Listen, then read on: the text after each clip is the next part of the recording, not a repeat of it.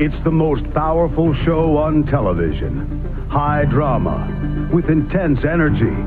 A show dedicated to a few brave souls who risk their lives for the sake of their craft. Its in-depth reporting goes to the core and unlocks the mysteries behind today's raciest sport. Motorsports. Catch it when you can.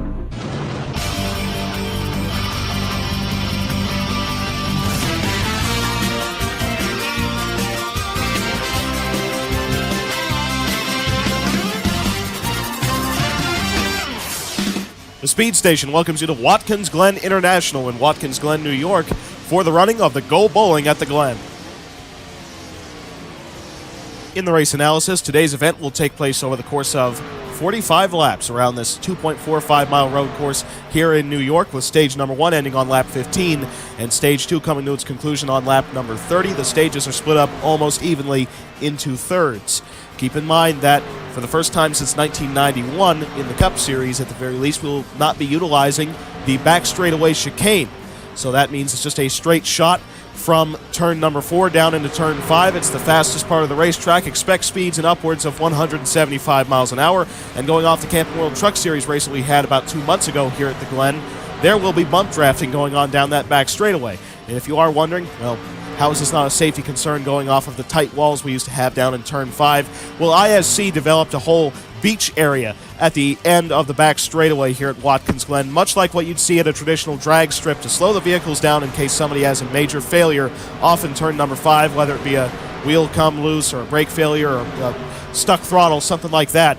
And it keeps those type of incidents from being dangerous and slows the cars down very quickly with the very long sand trap down in turn number 5. So expect high speeds and draft-style racing here at Watkins Glen, because we only have 7 turns, not too many technical areas on this racetrack. We do not utilize the boot layout in the Cup Series, and now without the chicane, this place is probably going to resemble a track more like Michigan than it will Sonoma Raceway, with how long the straightaways are here and how well the drafting maneuvers are going to be made. And folks, expect turn number 5 to be a very critical zone for passing without that back straightaway chicane, with it being the longest straightaway on the racetrack, now surpassing the front straightaway in length. You will be seeing a lot of slingshot moves made down to turn 5, and because we're going to be taking turn number 5 at a much higher rate of speed as we used to with that backstretch chicane, always disrupting our momentum into that corner, now we're going to be heading off there at about 175 miles an hour. It's a very critical braking zone to get your car slowed down there and not end up in the sand trap. So expect a lot of the passing to be made down in turn 5 over the course of the Go Bowling at the Glen. NASCAR and ISC also put in some additional safer barriers since we were last here in the Camping World Truck Series in wake of Will Rogers' terrifying wreck off of turn number 5. The Armco barrier, which he hit, has now been swapped out for a safer barrier, which will keep vehicles from jumping up into the air when they hit the wall, because these safer barriers don't quite collapse in like an Armco barrier. I'm sure you recall back in 2002 when Steve Park went upside down at Pocono due to an Armco barrier. Same thing happened with Will Rogers here just a few months ago. Them barriers, when you hit them hard enough, either go through them, which in and of itself is dangerous, or you end up getting catapulted up in the air, which is what we saw with Will Rogers. So safer barriers on the inside of the racetrack off of turn number 5, and also some extra safer barrier coverage in the chicane, just in case someone gets turned on the long back straightaway and slams that opening of the wall. It is a safer barrier now. It was Armco when we were here just a few months ago. So some minor safety improvements which should help the racing here at Watkins Glen. You can feel a little bit more secure when you're in the race car that a wreck isn't going to turn troublesome. We also have quite a few road course ringers in the field once again, not quite like what we had at Road America with drivers like Matt Kenseth and Paul Menard in the field, but we do have Jack Hawksworth, AJ Allmendinger in the field, just to name a few, and we have the full-time drivers such as Jan Magnussen, and also newly emerging road course ace Christopher Bell is likely going to pick up where he left off just 2 weeks ago at Road America, with what is likely going to be a good run here today if they can keep that number 61 car together. And finally, we had just a bit of a disagreement last time out at Road America. As you recall, Daniel Suarez made contact with the number 37 of Eric Jones, slamming Jones very hard into the inside tire barrier. And let's just say that Jones was very heated after climbing out of his race car. He was interviewed as saying this about Daniel Suarez: someone is going to do something to him, but they'll have to beat me to it. I'm gunning for him every chance I got. And while I can say that this will likely not change the direction of the number 00 team of Daniel Suarez, because their goal for the remainder of the regular season is to close that gap up to Kevin Harvick in points. It will definitely change the trajectory of that number 37 team of Erik Jones, having someone up towards the front of the field to gun after. It might actually make them perform just a little bit better having such a rabbit to chase. In your regular season point standings, after Joey Logano got in trouble at Road America and Kevin Harvick just barely scraped together a half-decent finish, Kevin Harvick now holds a 22-point advantage above Joey Logano with just 3 races remaining in the regular season. Denny Hamlin moved up to 3rd after Road America. He has 33 points out of the point lead. Daniel Suarez dropped down to 4th. He has 40 points on the outside looking in, just barely within 1 race. So with the final 3 races of the regular season ahead of us, we pretty much have a championship 4 of sorts for that regular season title. So far, you can tell what has really made the difference towards the front of the point standings. Kevin Harvick, Joey Logano, and Daniel Suarez, 3 of the top 4. They have not missed a single race this season. The only other driver who can say that they have not missed a race this year is Chase Elliott, but he's all the way down in 8th position in points due to inconsistency. Denny Hamlin missed 2 races this year, but he's still been good enough to be 3rd in points, just 33 points outside of the point lead. Just imagine if he would have made those 2 additional races, he'd probably have the point lead right now. Brandon Jones sets 5th in points, 80 points out. That's well beyond 1 race worth of points. Clint Boyer is 6th in standings, 91 points out of the lead. Martin Truex Jr. in 7th, 97 points out. Chase Elliott in 8th, as I already mentioned. He has 100 points out of the point lead. His teammate Alex Bowman is in 9th position in regular season points, 107 points out of the point lead. And finally, Kyle Larson rounds out your top 10, 118 points out of the lead. And in your playoff standings, Kevin Harvick, Daniel Suarez, Brandon Jones, Chase Elliott, Kyle Busch, Chase Briscoe, Denny Hamlin, Martin Truex Jr., Kyle Larson, Matt DiBenedetto, Kaz Grala, Josh Bilicki, and Harrison Burton are all locked into the playoffs so far via their wins this season. But we do have quite a few winners who are not within the top 30 in regular season points. Those include Anthony Alfredo, Christopher Bell, and Jan Magnussen. And drivers who are 26th to 30th in regular season points include Kaz Grala, Josh Bilicki, and Harrison Burton.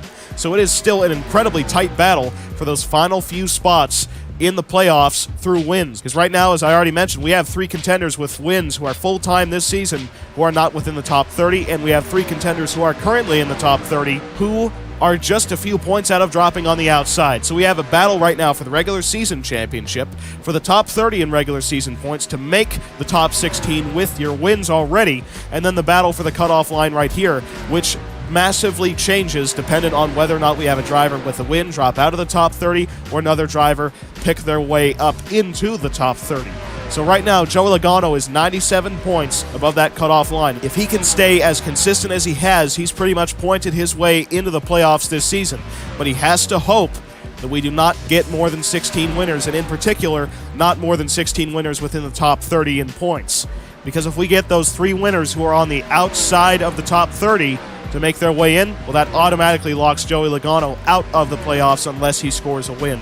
So Logano can't really bank on that 97-point advantage, but he really has to keep his eyes on the competition. But really, that goal for the number 22 team is to continue their consistency and hopefully score a win in these final 3 races. But we know Daytona is certainly going to be a wild card that will shake up all of these point standings regardless. Clint Boyer is 28 points above the cutoff line, a pretty good run in points so far. He has the exact same concerns as Logano, though, when it comes to more drivers winning or more drivers pointing their way into the top 30. Alex Bowman finally raced his way back into the playoffs. He is right now 12 points above Erik Jones. This is why he was so frustrated. Suarez is the one who essentially crashed him out of the playoffs right now, because he is now 12 points on the outside looking in, which he came into Road America with a positive run above the cutoff line. Now he's in the negative. So Erik Jones has a bit of a hole to dig himself out of. Then Brad Keselowski, the 2012 Series champion, not having really the run he expected in his first full-time season with Hendrick Motorsports after a long run at Team Penske. Moved over this 88 car. They expected a lot out of him. Right now, they just really have not found it. Still winless so far on the season. 29 points out of making the playoffs right now, getting ever closer to being in must-win territory. Tyler Reddick sets 41 points out of making the playoffs right now in the 8 car for Richard Childress Racing. He made the playoffs in his first 2 seasons of full-time Cup Series competition, winning at Daytona in his rookie year, and then last season winning at Texas. But right now, he is more or less in a must-win position to make the playoffs in these final 3 races of the regular season. It's looking ever more difficult to get that number 8 car in the top 16. And Quinn Half rounds out your top 20. He is 46 points on the outside looking in. Believe it or not, the best contender for Chip Ganassi Racing so far this season. Ganassi needs to pull off a win with one of their 3 drivers to get any of them in the playoffs in 2021. NASCAR invited 3 teams to test here at Watkins Glen: Roush, Fenway Racing, and all of its affiliates. So that means FRM and LGR were present as well. So the 5 drivers who participated in this 5-car test, the first time that we've had a 5-car test in the next-gen car, were Anthony Alfredo, Chris Buescher, Michael McDowell, Ryan Newman, and Kyle Larson.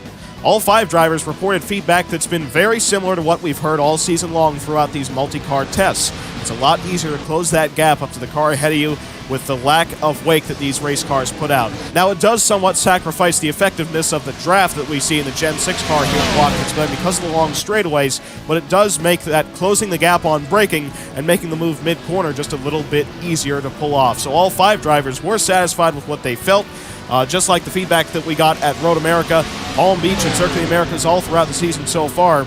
These cars perform a little bit more like a touring-type road racing car than they do a current Generation 6 NASCAR Cup Series car. As we all know, this car was designed with road course racing in mind, increasing the on-track product that we see at the road courses, and going off of driver feedback, it will achieve just that. So all 5 drivers were satisfied with what they experienced here at Watkins Glen in the first ever next-gen 5-car test.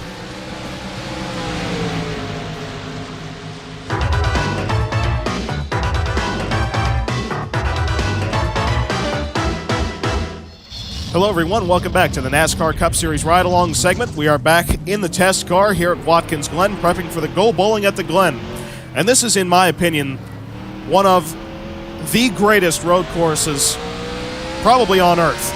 I mean, just look at the view here, absolutely scenic. And this racetrack has not really changed all that much over the years. Sure, the layout has altered since when they used to run Formula One here back in the late 60s, but for the most part, this race remains unchanged. And as you can tell right here, we're up into 4th gear. We're not going to be braking for that chicane. For the first time since 1991, we will not be utilizing the chicane layout. Get hard onto the brakes and down to 2nd gear and corner into the carousel straight off that extremely long back straightaway. But this place has a very storied past. We came here way back in the early days of the Grand National era of NASCAR. We left for about 2 decades, came back in 1986, and we've stayed ever since. And it's produced some of probably the greatest battles that our sport has ever seen on road courses, and maybe just overall. Here we are coming out of turn number 7. Just 7 corners on this road course. It's a rather simple layout. Wash up right towards that safer barrier right there. Up into 3rd gear on the front straightaway. There's a green flag for a mock run. Right out 3rd gear down the front straightaway. Hard on the brakes in this tight turn number 1. 90-degree corner right here almost. Down to 1st gear. Slide out. Use up some of this new pavement that they put in the mid-2000s. Corner back down to the inside in turn 2. Got the quick S's of 2, 3, and 4. Right out 2nd gear, right up to 3rd right there. Coming out of turn 4 right here. And right down this back straightaway, we're going to get up to 4th gear and ride it out. Fastest part on the racetrack, bypass that chicane. Run down here, get onto the brake pedal, downshift into 2nd gear. Try and apex right on the inside of the racetrack. Back to the throttle early and use up some of this runoff. Back up to 3rd gear right there. Use up that runoff so you can really carry your momentum. Right once you get past the tunnel passage right there, you get onto the brake pedal, downshift to 2nd gear, into turn number 6, slide out just a little bit, and carry your momentum.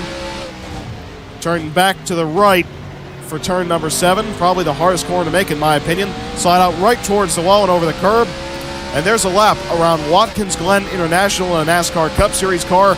In my opinion, this is the best road course that we go to year-round, and without utilizing that chicane, it is definitely going to change the way that we race here at Watkins Glen.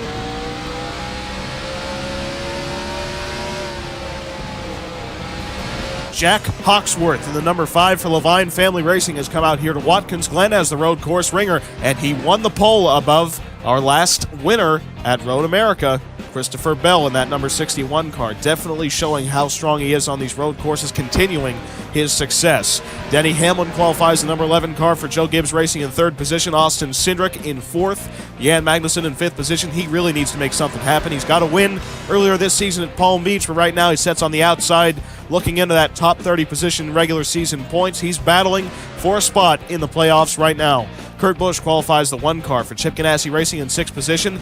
He needs to get a win to make the playoffs right now. Kurt Busch's teammate Quinn Half qualifies the 40 car in 7th position. Ross Chastain in 8th spot. Landon Castle with a great qualifying run in 9th position. And Joey Logano rounds out your top 10 in the number 22 car. Keep in mind, Kevin Harvick, your regular season point leader, qualified down in 16th position. His main competition is Logano and Hamlin. Hamlin out-qualified all of them, qualifying in 3rd spot. And 4th in points, Daniel Suarez qualified all the way down in 41st position, which is second to last. Ryan Blaney got the last starting position in 42nd. But that might not be too bad of a story for Daniel Suarez. Remember, he won at Mansfield from a last-place starting position, so he's come from the back to the front many times before. And folks, we are going to fall silent on lap number 10 in honor of longtime independent NASCAR Cup Series competitor J.D. McDuffie, who we lost here at Watkins Glen International 30 years ago. Always drove the number 70 car for the majority of his career, but the first number that he drove in the NASCAR Cup Series, believe it or not, was number X, which is the Roman numeral for the number 10. So we will fall silent on lap number 10 unless we fall under a caution flag period on that lap. We will break in if we get an accident.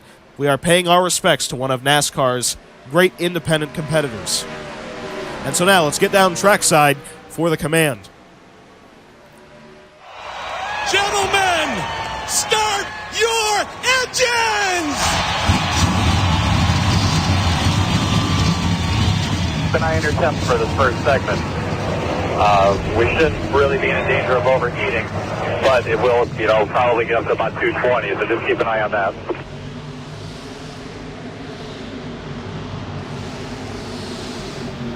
And so now the pace car ducks on the pit road. Jack Hawksworth, the pole sitter in the number 5 car, fully healed after his injuries he suffered at Sonoma Raceway, leads the field onto the front straightaway with the flagman having the green flag in hand. And there it is. We are now underway for the Go Bowling at the Glen.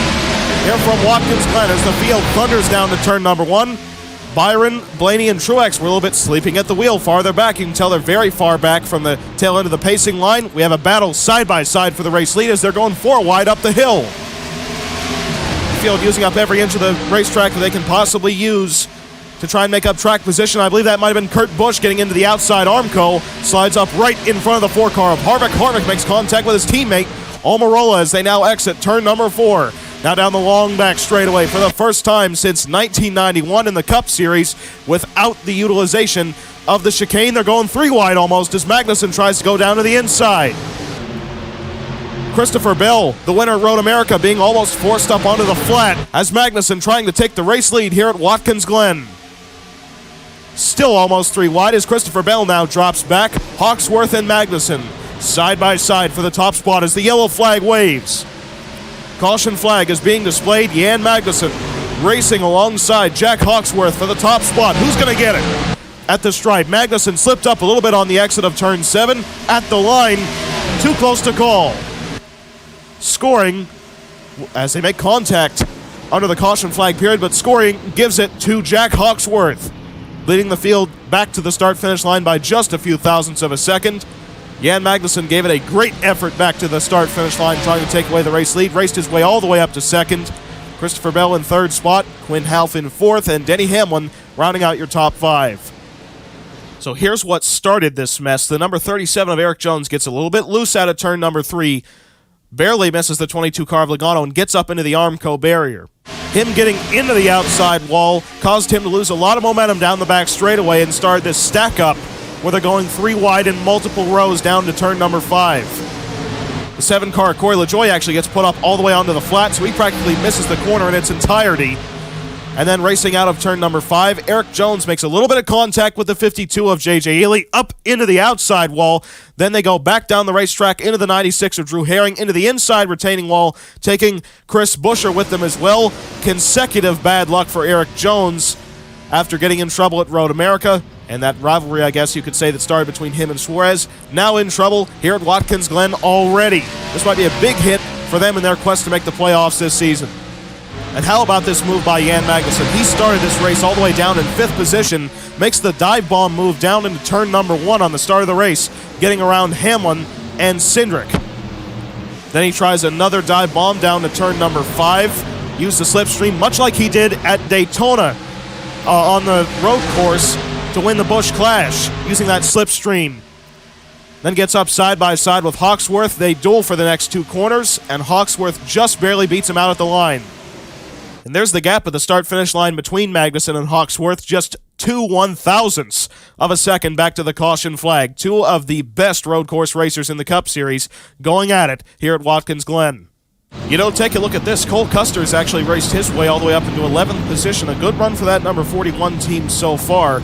We're obviously not very far into this one, but that 41 team needs something to turn their luck around. They've had a rough 2 seasons together. You know, it was a little bit shocking in qualifying here at Watkins Glen. The number 71 team at Josh Blicky actually missed the field. They actually got 2nd place at Road America. Fantastic run there, but they did not have the pace to make it in on time here at Watkins Glen. The team cited that it was the long straightaways here. They kind of got beat by horsepower more than anything, and obviously aerodynamics. They don't exactly have the most funding on earth, even knowing the Daytona 500 victory is what has kept them going all season long. But this likely will be a big hit in points for that number 71 Tommy Baldwin Racing team. And so we have 2 cars coming down pit road this time by, those being the 37 of Eric Jones and the 52 of J.J. Ely. Both hitting the pits. As you recall, they are severely damaged, and right now Drew Herring dives onto pit road as well. 3 cars into the pits on lap number 3. This might actually give them a slight fuel advantage. And Eric Almirola is actually signaling that there is something wrong with the number 10 Ford. Try and get out of the way of oncoming traffic right now, running on what would be considered the apron. Looks like he'll be dropping back and potentially coming on pit road. I believe they have a flat tire on the number 10 car. Possibly ran over some of the debris. They possibly ran over some of the debris in the boot bypass, and that could have cut a tire on the number 10 car. You know, 2311, they've been having a tough season all year long, but they did make last week's race at Road America, had a relatively decent run there, and they have also made the Go Bowling at the Glen here at Watkins Glen, so they're starting to maybe get this ship righted with these road course races, and they could potentially build on these good runs they've been having and transfer some of that into the oval races for the final few races of the season. Because you got to admit, 2311 this year is more or less banking on that next-gen car to kind of save that organization for next season. New team Trackhouse Racing's already gone to a part-time schedule, and I doubt 2311 wanting to be relegated to the same fate. Lights are off on the pace car this time by.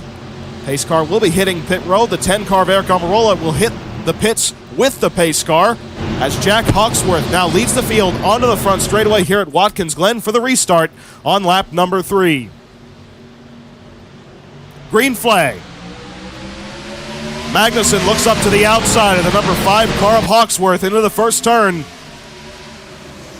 Tries to outbrake him. Denny Hamlin misses the first turn.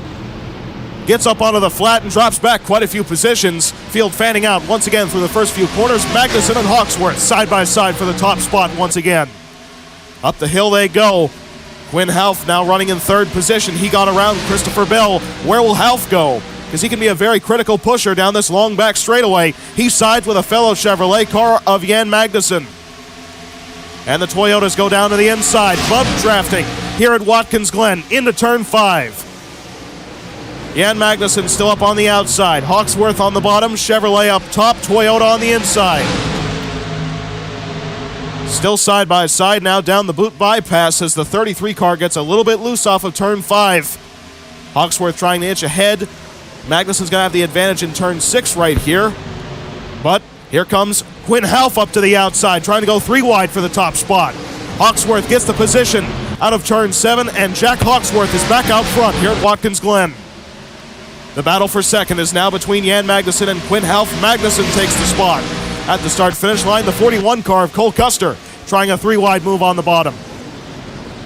Quinn Half overdrives turn number 1. We got a 4-wide move being made right there.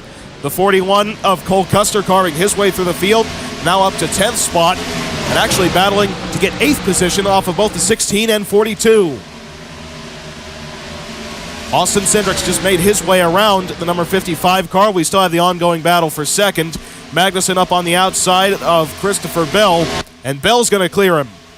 Toyota now holds the top 2 positions with Hawksworth out front and Christopher Bell running in second position. You see the field heading down into turn number 5. Eric Almirola is back on the racetrack, and he is still on the lead lap. As you recall, he had to pit with the pace car for a flat tire. He has currently scored 30 seconds behind race leader Hawksworth. And Austin Cindric overdrives turn number 7.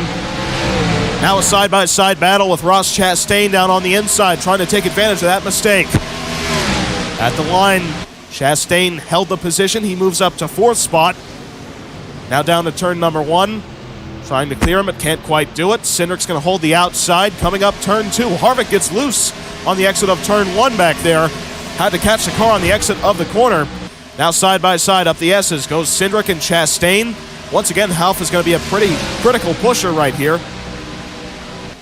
Unless Chastain can clear the number 21, and he does so. Ross Chastain now to 4th.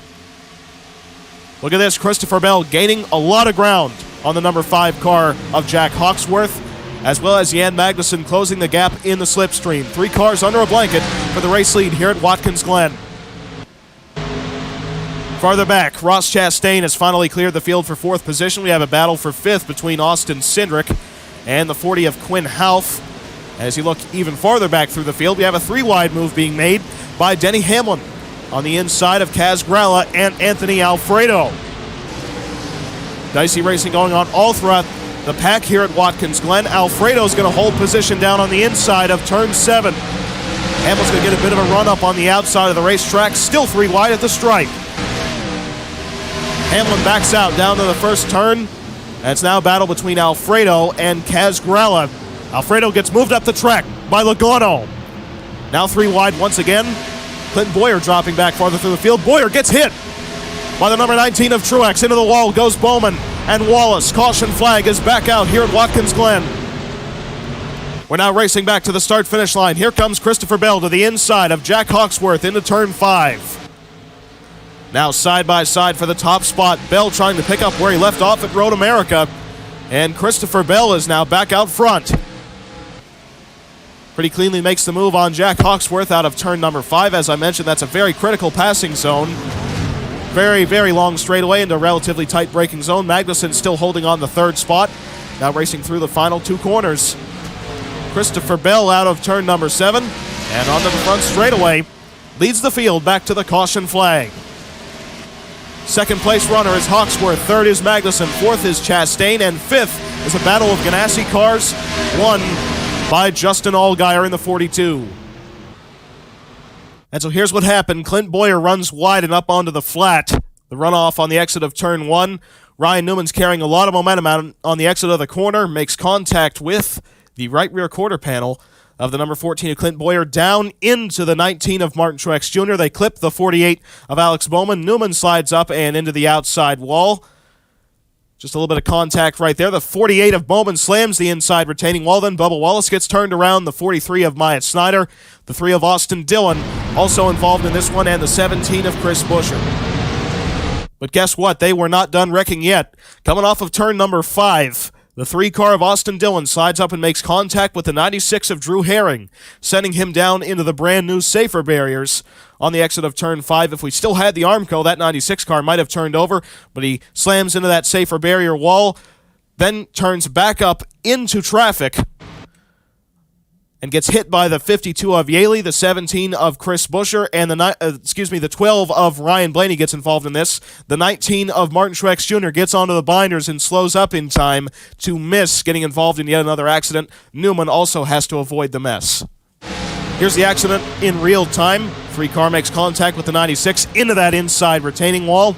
Back up into the 52. Rick Ware's primary entry of J.J. Yaley involved in this one. and a lot of damage on the 17 of Chris Buescher, who's been involved in 3 wrecks already. This caution does benefit the number 10 team of Eric Almirola. This erases their 30-second gap back to the race leader of Christopher Bell. And now on lap number 8, it looks like most of the field is hitting the pits, but the 5 car of Jack Hawksworth, who was the second place runner and your pole sitter, opts to stay out on the racetrack. So he will once again assume the race lead above the 61 of Christopher Bell and everybody else who's coming down pit road. And even the 10 car of Eric Almirola comes back down pit road. So literally, the only car that will stay out is the 5 of Jack Hawksworth. That is definitely going to make this restart interesting, having that 5 car of Hawksworth out front on older rubber with everyone behind him on fresh tires. And a lightning-fast pit stop for 2 Chip Ganassi racing cars. Justin Allgaier's first off of pit road, along with his teammate Quinn Half in second. Christopher Bell gets off in third, Magnussen fourth, and Ross Chastain in 5th, so they will restart 2nd down to 6th. Lights are off on the pace car. Jack Hawksworth is going to lead the field back to the green flag on lap number 10. And folks, we will fall silent for the entire duration of this lap in honor of longtime independent NASCAR Cup Series competitor J.D. McDuffie, who we lost here 30 years ago.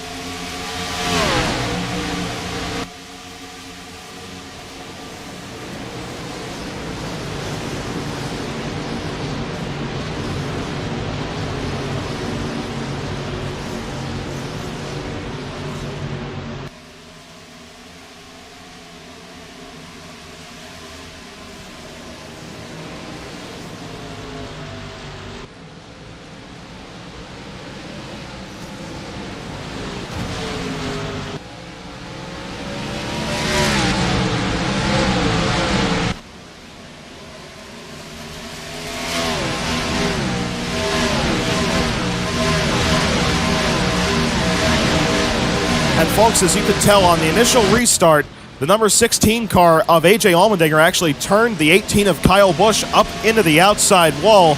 I am sure that the driver of the number 18 car was not satisfied with that move, but it definitely did not help either of them, as the 16 and 18 cars have dropped a tremendous amount of track position since we restarted this race. The 40 car of Quinn Half has dropped back quite a few spots as well since the restart. The 61 of Christopher Bell looks down to the inside of the 42 of Justin Allgaier into turn 5. Now side by side for the second position, looks like Bell is going to take up the spot. Coming off of turn 5, the 61 car back up into second. Jack Hawksworth still leading the field here at Watkins Glen. And here's a replay of the contact between Allmendinger and Kyle Busch. Allmendinger moves up the racetrack. Kyle Busch does the same to potentially block him. They hook. 18 goes up into the outside, as well as the 16 of Allmendinger. However, I believe the damage on the 16 car might be a little bit more severe because he is dropping back much quicker than the 18 car of Kyle Busch. You know, how about this? Ricky Stenhouse Jr. right now runs in 9th position after getting around the defending Xfinity Series champion of Austin Cindric. We know how well Cindric is on these road courses. Stenhouse really showing some great speed here at Watkins Glen. The top 3 cars are separated by just 0.6 of a second right now. The 61 of Christopher Bell trying to close that gap up to the 5 of Jack Hawksworth. Look at this. This is right around 30th position. They're going 3 wide up the hill in turn number 2. Austin Dillon up on the outside, Byron on the inside, Harrison Burton in the middle, and Dillon up into the outside wall. Dicey racing going on all throughout the pack here at Watkins Glen. The 22 car of Joe Logano is very far in the back of the field, while the 4 of Kevin Harvick runs in 12th position. This is going to be yet another good points day for Harvick, as Logano runs all the way down in 28th position, and Denny Hamlin runs in 20th. So not a good day for either contender trying to close that gap up to the 4 of Harvick. And now we have a side-by-side battle for the race lead. Christopher Bell tries to make the move in turn 7, and he does it. Bell clears the number 5 of Jack Hawksworth for the race lead. Now just 3 laps to go in stage number 1. The laps click down very quickly here at Watkins Glen, especially now that we do not take the chicane. It's shaved quite a few seconds off our lap times. And that 61 car of Christopher Bell is on a rail once again. Hattori Racing Enterprises really looks like they have figured out the road course setups in the Cup Series. How about this? Kyle Busch racing nose to tail with Corey LaJoie and Michael McDowell. They had a great battle coming up the S's where Kyle Busch put a very risky block on the number 7. And here comes the number 1 of Kurt Busch to the inside of Kyle Larson. Former teammates right here as the caution flag is waving once again. This will bring the end of stage number 1. Now racing back to the start-finish line, we have the 61 of Christopher Bell out front by a couple car lengths above the 5 of Jack Hawksworth, who, as you recall, on that last pit cycle did not take tires. Out of turn number 7, Christopher Bell down to the start-finish line is going to take home the victory in stage number 1 here at Watkins Glen, picking up right where he left off at Road America. Second place runner was Jack Hawksworth, then the 42 of Justin Allgaier, 33 of Jan Magnussen, and 55 of Ross Chastain.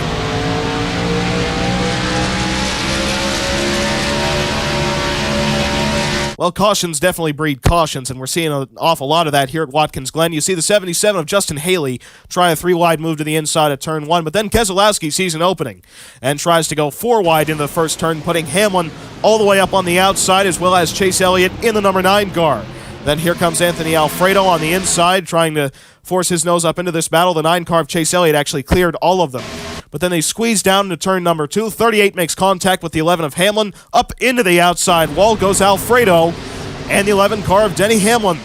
The third place runner in points involved in an accident here at Watkins Glen that brings the end of stage number 1. Definitely a lot of track position lost for that number 11 team. And so now, after just a quick commercial break, we'll be back right here from Watkins Glen International for the beginning of stage number 2.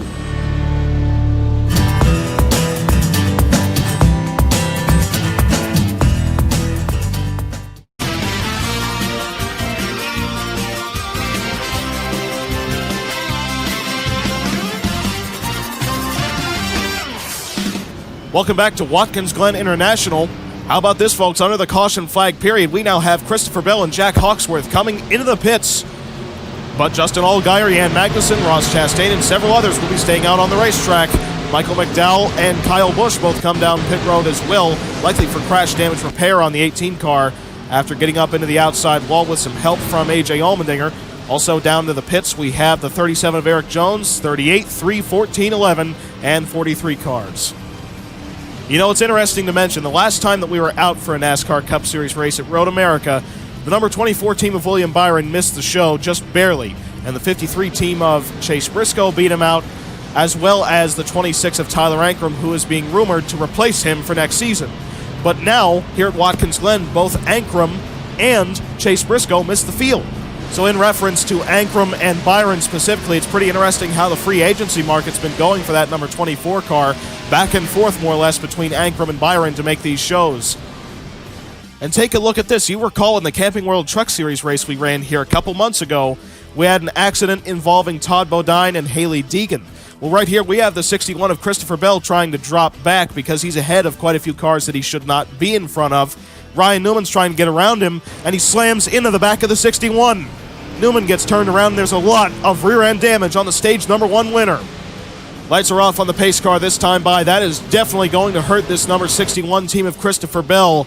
I'm not sure whether or not they're going to have to pit the car again with the pace car, but still, even if they leave him out on the racetrack, that's a lot of rear-end damage and also a lot of front-end damage on the 6 car of Ryan Newman. Tough break for both drivers. And so the entire complexion of this race is more or less changed, with the number 61 of Bell getting all that damage with his run-in with Ryan Newman, and all the front runners being different because we had Hawksworth and Bell both come down pit road. Fortunately for Hawksworth, his car is undamaged coming out of the pits, but still he's going to restart somewhere down around 30th, and Allgaier will lead the field to the green flag for stage 2. Pace car ducks onto pit road. Justin Allgaier in the 42 for Chip Ganassi Racing leads the field out of the final corner and onto the front straightaway for the beginning of stage number 2 here at Watkins Glen. And there's the green flag. 42 of Allgaier gets a great jump on the restart. Teammates now battling for second as there's contact farther back. We already have trouble. Austin Dillon gets involved in the mess, as well as Clint Boyer and several others. The yellow flag is already out. Ross Chastain has assumed the second position, getting around his teammate, Jan Magnussen. Kurt Busch got around his teammate of Quinn Half to take up the fourth position. And there's some history between these two right here. Kurt Busch and Jan Magnussen, they've had multiple run-ins throughout their careers, now running for track position and both battling for a playoff spot. As you can see, the field working their way through turn number 5. Ross Chastain is closed up right to the back bumper, the 42 of Justin Allgaier through the final 2 corners. Kurt Busch once again battling side by side with Jan Magnussen for the 3rd position. As Busch's teammate leads the field back to the caution flag, Justin Allgaier is your race leader. Above the 55 of Ross Chastain, 33 of Jan Magnussen, 1 of Kurt Busch, and 40 of Quinn Half. We definitely did not make it very far on that restart before we got yet another caution flag. So NASCAR's rules say that you cannot pass to the inside of the car ahead of you until you get past the start-finish line. So Clinton Boyer tries to take advantage of that, jumping up to the outside of Eric Jones, but then Michael McDowell tries to go to the outside of Boyer, forcing a 3-wide move coming to the green flag. McDowell makes contact with the 14 of Clint Boyer, turning him up into the outside wall and back into traffic. 43 of Myatt Snyder gets involved. Anthony Alfredo. Denny Hamlin just barely misses it. You see Michael McDowell finishing off the 14 of Boyer, and Austin Dillon pretty much gets slowed up in time to get very minimal damage out of this, but still, we are already back under caution. And take a look at who has raced his way up to the top 10. The closer, Kevin Harvick, currently scored in 9th position. Yet again, another consistent run going for this number 4 team, and this is how they keep extending that regular season point lead. They just never falter. And while Harvick's main competition, Joey Logano, who runs 22 points out of the point lead right now in 2nd, still winless on the year, and he runs down in 16th position right now. They're going to need some type of strategy to get up in front of that 4 car. And they'd more or less have to pray for the number 4 car of Kevin Harvick to drop out and the number 22 team be able to finally capitalize on it to really take home a good point stand and potentially walk out of here with the point lead. And if you're wondering about the progress of the number 61 of Christopher Bell with all that rear end damage, in fact, even the rear spoiler is knocked down, he only raced his way up to 27th on the restart, even though he did not get very much time to try and race his way through the field. And on this cycle of pit stops, the 6 car of Ryan Newman is the first one down. We have a few other takers, those being the ones involved in the accident, including Clint Boyer, Myatt Snyder, Anthony Alfredo, and the 3 car of Austin Dillon. And so the lights are off on the pace car, and the field is rolling out of turn number 5 right now, but the 6 of Ryan Newman is still on pit road. I believe that they have not been able to get that car refired. Pace car comes on to pit road. The 42 car of Justin Allgaier leads the field out of the final corner and onto the front straightaway. On lap number 18, gearing up for the green flag, and you see the 6 car of Ryan Newman still on pit road. He's going to drop 1 lap down as the green flag waves once again. 42 of Allgaier gets a great jump above the field. 55 of Ross Chastain trying to close the gap in the braking zone. Contact between the Ganassi teammates. Quinn Half sent his teammate Kurt Busch up the racetrack as there was contact between Landon Cassill and Chase Elliott. Farther back, they're going to run almost 3 wide up the S's. As Cole Custer tried to go through the middle, now he sides with the 40 of Quinn Half down the back stretch. Half's going to clear his teammate of Kurt Busch. That's going to move the 40 up in the 4th position. Battle side by side for the top spot. 55 of Chastain looks to the inside of the 42 of Justin Allgaier as the yellow flag waves once again. We are back under caution. This is the race back to the start-finish line. Teammates Magnussen and Chastain practically working together to get their way around the 42 of Justin Allgaier, and Chastain has done it. Ross Chastain now out front here at Watkins Glen. His teammate, Jan Magnussen, trying to take up 2nd through the final 2 corners. Racing back to the start-finish line, Magnussen tries to pull off the move in turn 7. Can't quite clear him, but Ross Chastain is going to lead the field back to the caution flag. Once again, a bit of a wreck fest here at Watkins Glen. The 2nd place runner was Jan Magnussen. Then the 42 of Justin Allgaier, 40 of Quinn Half, and 41 of Cole Custer, racing his way all the way up to 5th. An impressive run going on so far, as the 6 of Ryan Newman has just now gotten off pit road. And so I was praising William Byron earlier for out-qualifying his potential replacement next season, Tyler Ankrum. But his luck has already ran out. He gets forced wide by the 61 of Christopher Bell in turn number 1 on the restart. Then a 4-wide move gets made. Coming up turn number 2. Funnels back down to just 3 wide, but then Ryan Blaney forces the 61 of Christopher Bell wide. Bell makes contact with the outside Armco barrier. Then Bell moves back in front of the 24 of William Byron. They connect. 61 gets turned up hard into the outside wall, as well as a big hit for the 24 of Byron. The 5 of Hawksworth, your pole sitter, just barely misses it. Byron down into the 37 of Eric Jones. A lot of contact between him and the 37, and Byron spins around out of turn number 4. And just the hits keep on coming for this number 61 team of Christopher Bell. They were on top of the NASCAR World 2 weeks ago, scoring their first win at Road America. Looked like they were picking up right where they left off, winning stage number 1 here at Watkins Glen, but they've already been involved in 2 accidents after just the first 20 laps. By the way, A.J. Allmendinger is starting to make his way back through the field. As you recall, he got quite a bit of damage in that run-in with Kyle Busch. He's made his way back up to 16th position, matching his car number. And you know what? How about this really impressive story for the number 10 team of Eric Almirola? They dropped back 30 seconds from the race leader, having to make an unscheduled pit stop for a flat tire, but now they have raced their way all the way up to 15th position. Good run going on right now for the Gene Haas-owned cars at Stewart Haas Racing. Cole Custer running in 5th, and the 10 car setting in 15th position. So Ryan Newman was set to restart ahead of the race leaders, but guess what? Newman opts to come down pit road once again to potentially get what may be an electrical problem possibly sorted out. As you recall, he stalled on pit road and they could not get the car refired for a full lap. Potentially could still be having that problem continuing. So now they come back down pit road and they will drop back to the tail end of the longest line. We also have some lead lap cars on pit road, including Christopher Bell, Eric Jones, Kaz Gralla, Brandon Jones, and William Byron. And just so you know, after having so many wrecks already here at Watkins Glen, we only have 3 cars out of the race right now. Chris Buescher, Drew Herring, and the 52 of J.J. Ailey are the only cars out of the race so far, but the 6 car of Ryan Newman is now 2 laps down. Pace car ducks onto pit road. Let's see how many laps we can make it under green this time. Ross Chastain leads the field onto the front straightaway for the restart on lap number 21. And there's the green flag. Here comes Magnussen looking up to the outside of his teammate into the first turn. Allgaier going with him. And he makes a really good rally into the first turn, getting side by side with his teammate Ross Chastain. Field fanning out farther back. They're going to be side by side up the S's. Chastain trying to force his teammate wide, and he does so. The 55 car clears the field.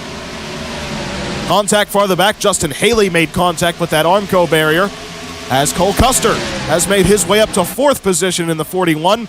Ricky Stenhouse Jr. on the inside trying to go up into 5th position. He does not quite have the drafting help, but he's going to make it work. Getting around the 42 of Justin Allgaier. We are still under green, which is in many ways surprising. There was a 3-wide move being made on the inside by Kevin Harvick. Getting around Chase Elliott and the 57 of Kyle Larson. Harvick makes the move stick, and Harvick has cleared both the 9 of Chase Elliott and the 57 of Kyle Larson. That moves him back up into the top 10, but he runs wide out of turn 7.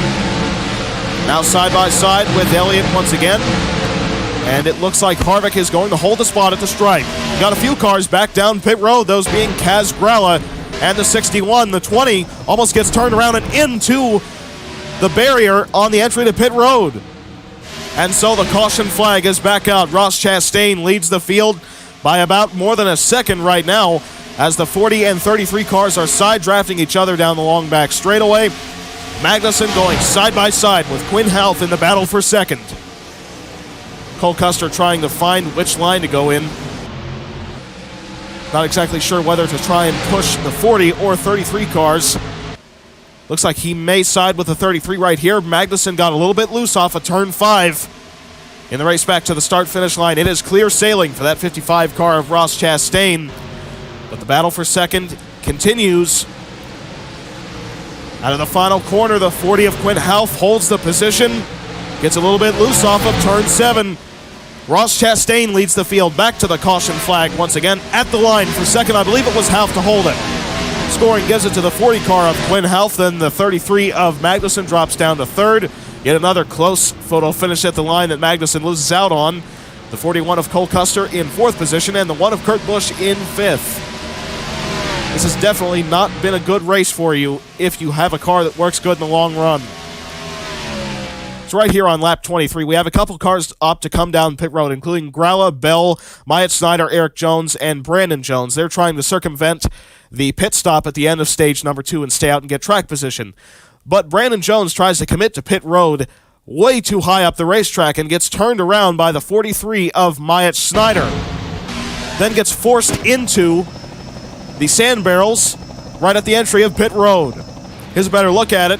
43 just turns into the 20 and catches those sand barrels. Fortunately, Brandon Jones was uninjured in this accident, but Brandon Jones' day is done here at Watkins Glen.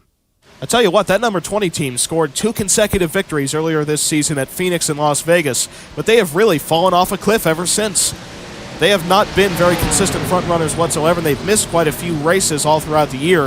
In fact, I believe they have the most missed races of anyone in the top 10 in points.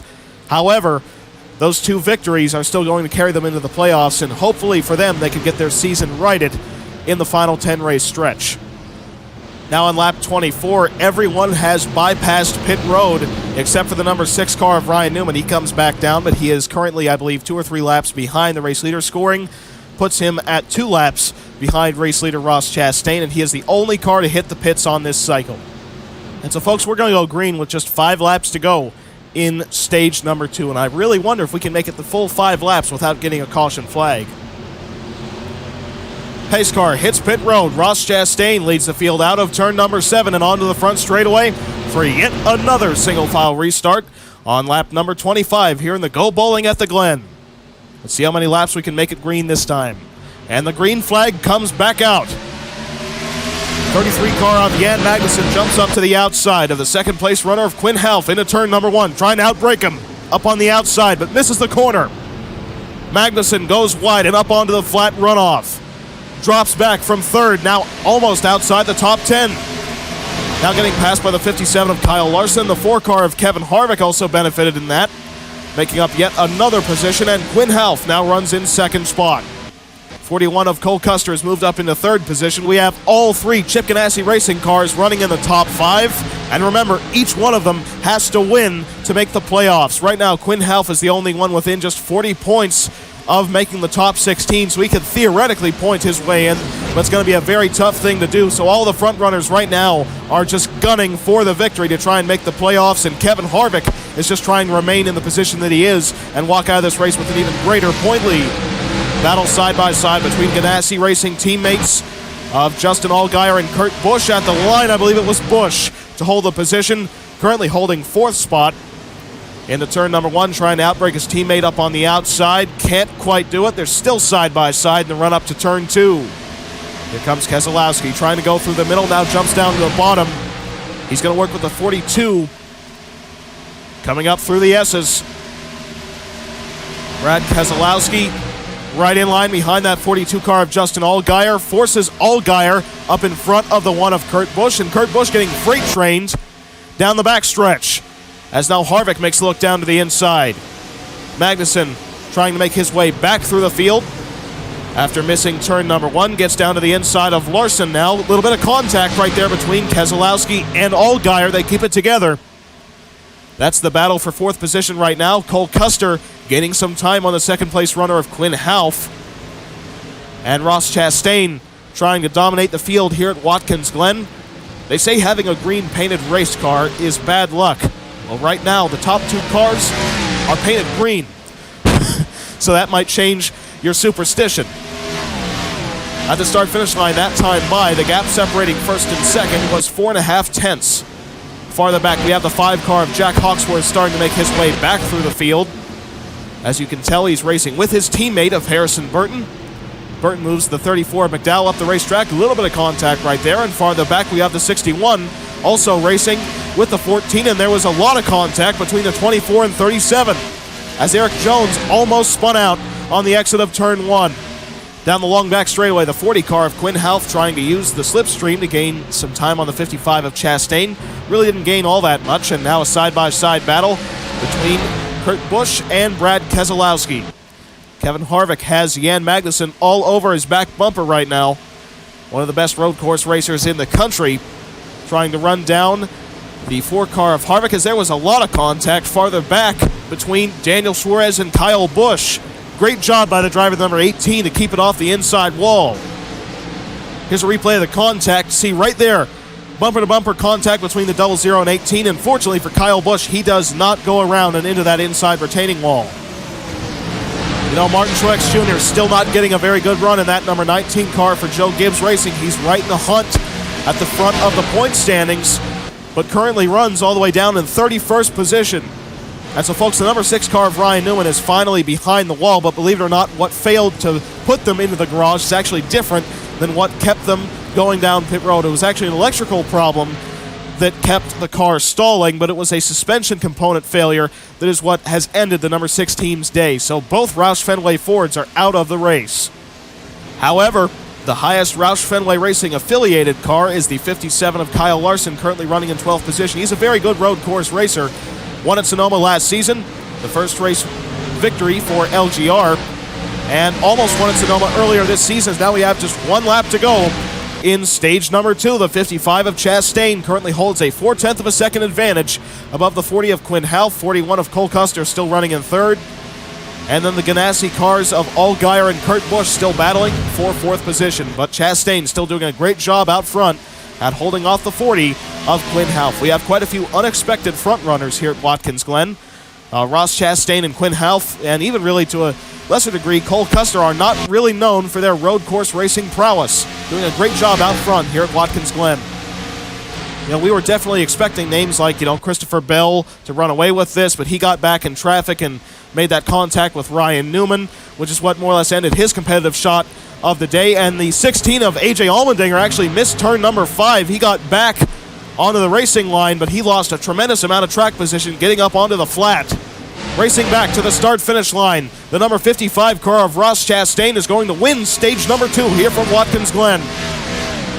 Chastain takes home the stage number 2 victory above the 40 of Quinn Houff, 41 of Cole Custer, 42 of Justin Allgaier, and 1 of Kurt Busch.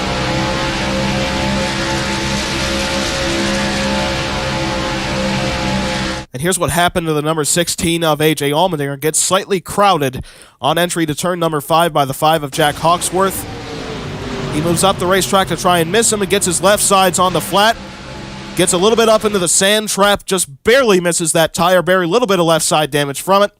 And he fortunately keeps from wrecking it. AJ Allmendinger does a great job in that Colleague Racing number 16 car, keeping them in the show, because that very well could have ended their day. And so now, after just a quick commercial break, we'll be back right here from Watkins Glen International for the beginning of the final stage.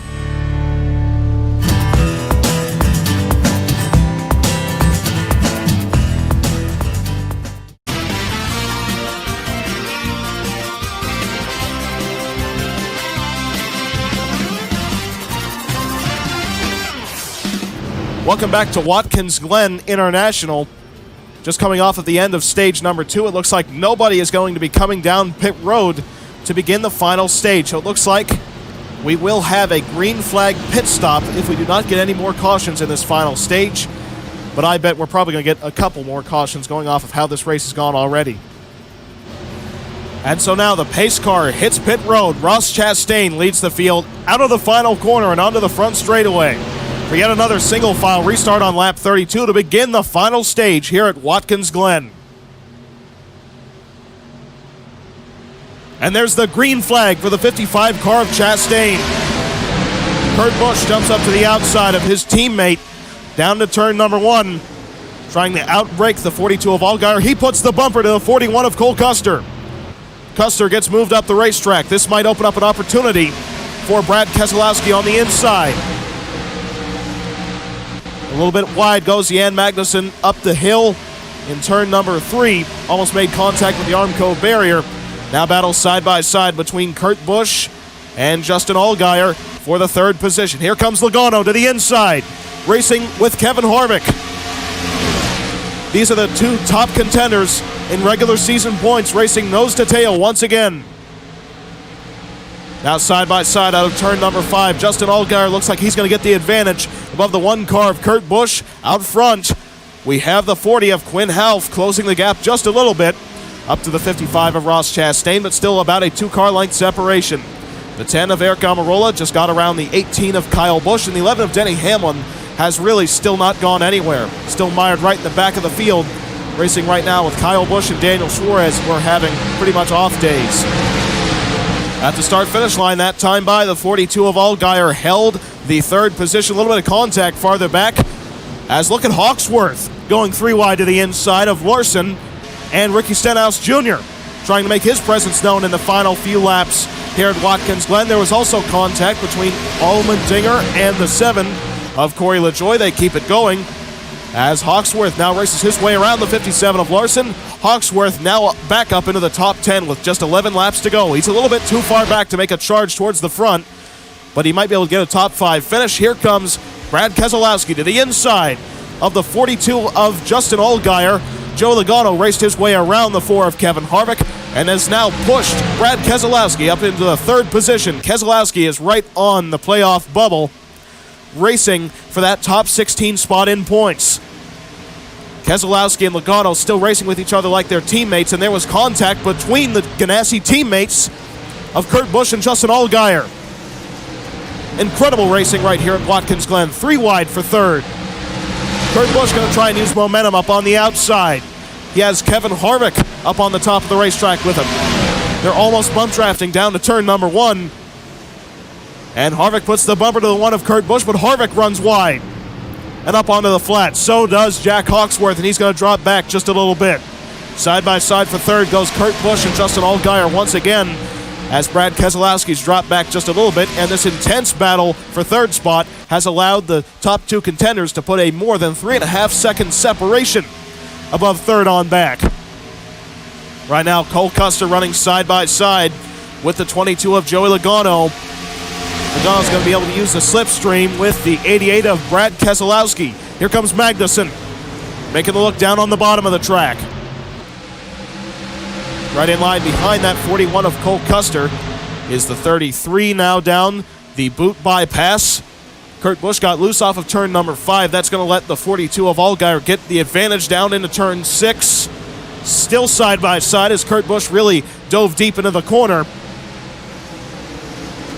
Allgaier's going to hold position on him in turn 7.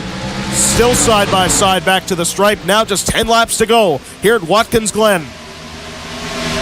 42 held the spot at the start-finish line. Half a second the separation between 1st and 2nd right now.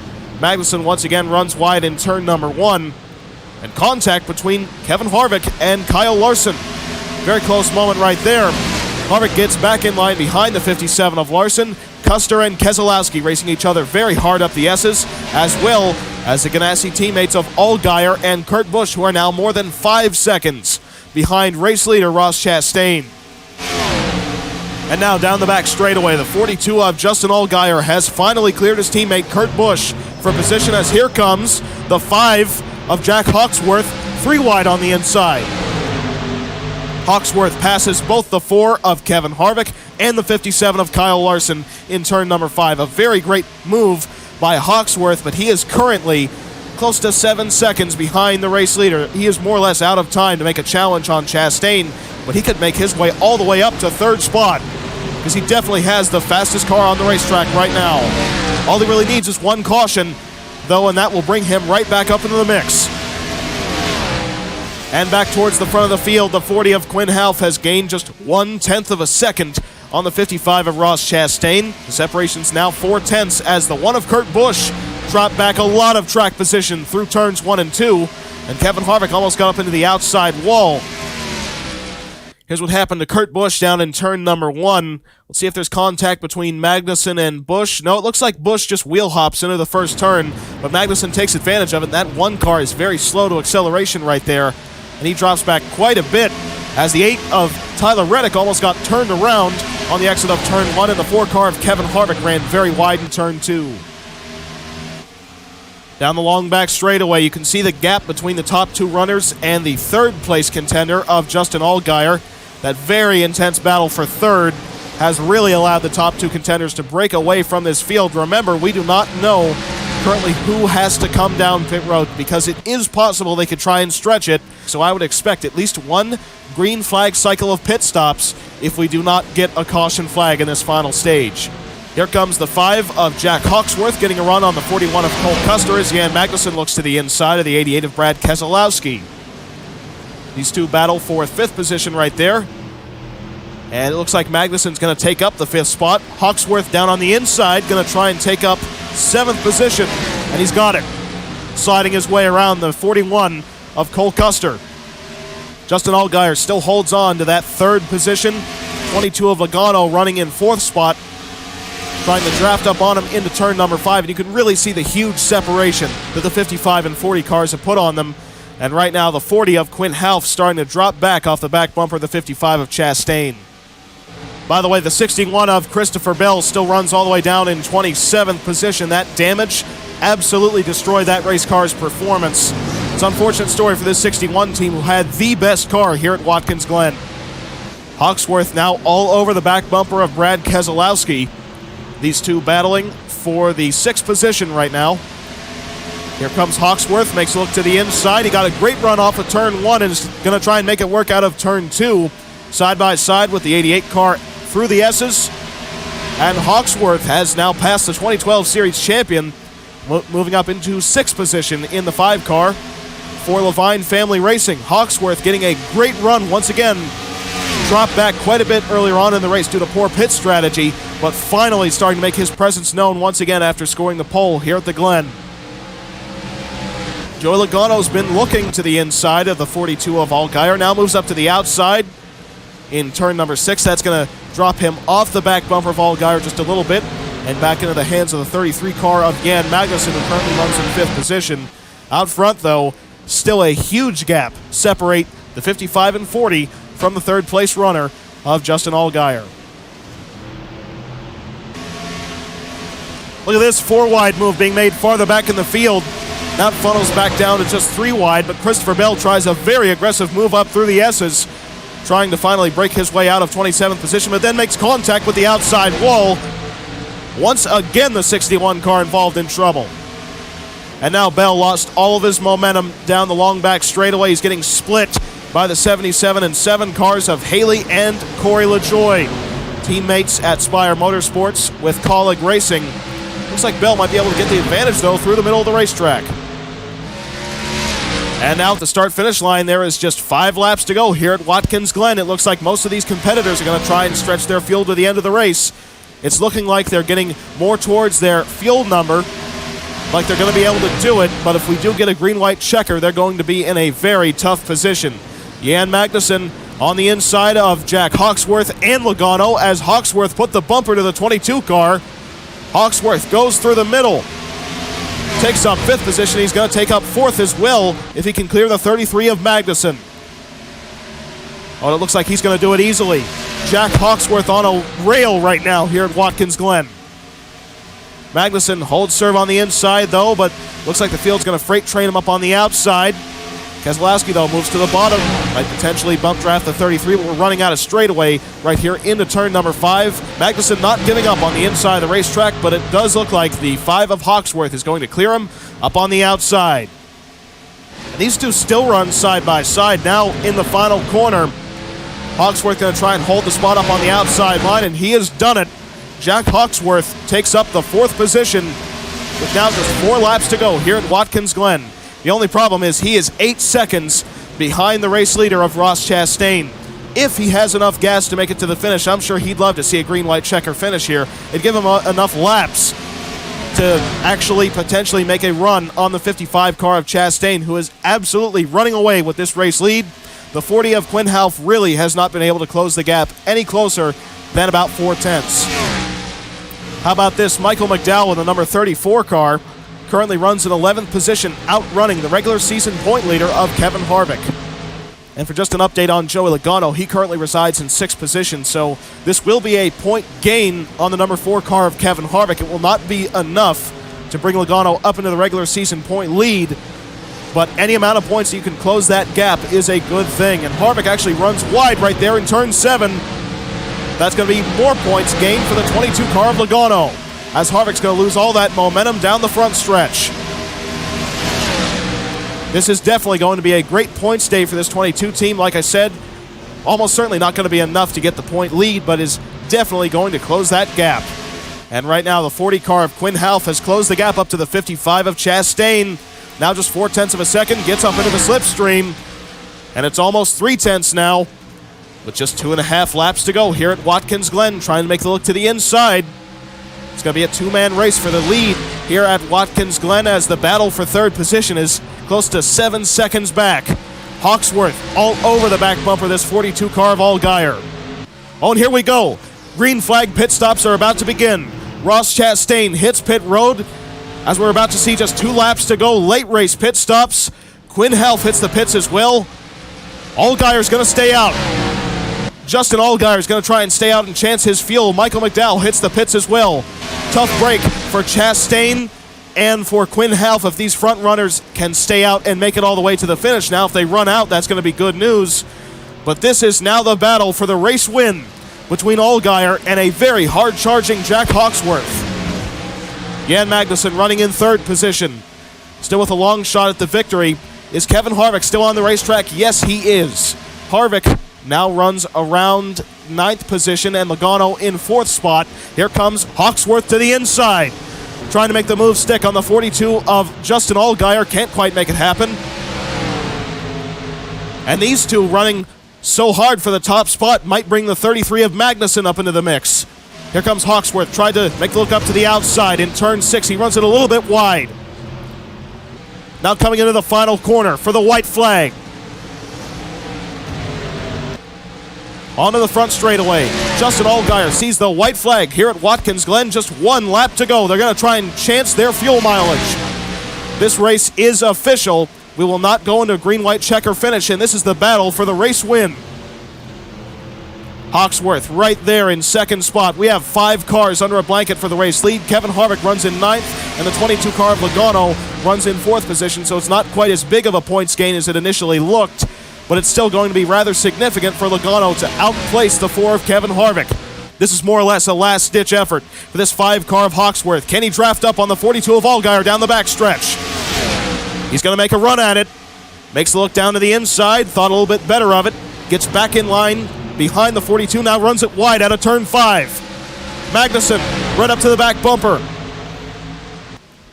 Bumper-to-bumper action here at Watkins Glen. Just 2 corners left. Justin Allgaier's had a very off season since the beginning of the year. Had a great run at the start of the season. Led the points for a little while. Now trying to win his way into the playoffs. Battle for second now between Hawksworth and Magnussen. 1 last shot at it, and it's not going to be enough. Justin Allgaier out of the final corner and onto the front stretch will win here at Watkins Glen. Battle for second was won by Magnussen. He actually beat out Jack Hawksworth that time. And Justin Allgaier takes home a very close victory here at Watkins Glen, punching his ticket into the playoffs. Like I said, he led the points to start the year, had very poor finishes that knocked him back, but finally, Allgaier visits victory lane for his 2nd career Cup Series victory, both of them coming on road courses. And you can see the field moving up to the outside of the 42 car to congratulate him. Allgaier, I believe, also might be out of gas. Yes, he is. Justin Allgaier is now out of gas after the checkers, just like Christopher Bell 2 weeks ago at Road America. Stretched their fuel just long enough to take home the victory. Great performance by this number 42 team, locking Justin Allgaier into the playoffs. And by the way, maybe bad luck did befall the green-painted race cars.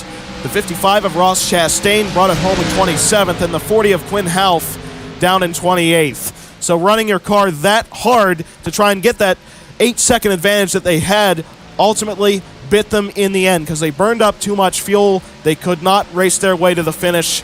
And a finishing position down in the low 20s for both drivers. Tough break for both Half and Chastain.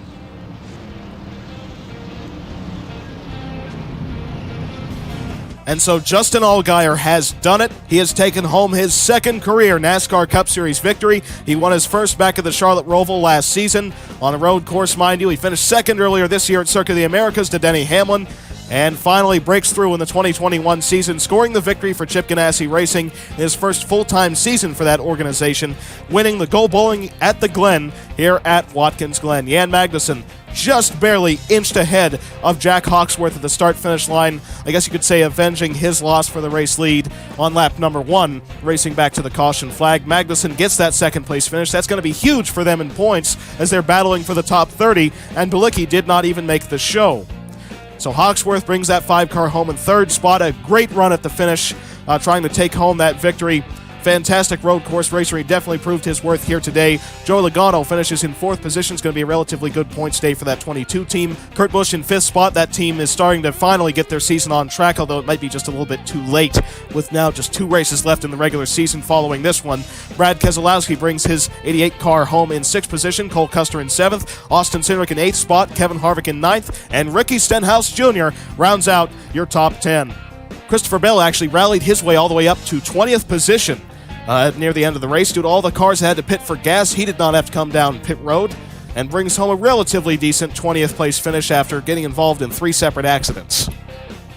Take a look at your regular season point standings now. Kevin Harvick's advantage above the 22 car of Logano has been trimmed down to just 17 points, separating the 22 from the 4 cars with just 2 races remaining in the regular season.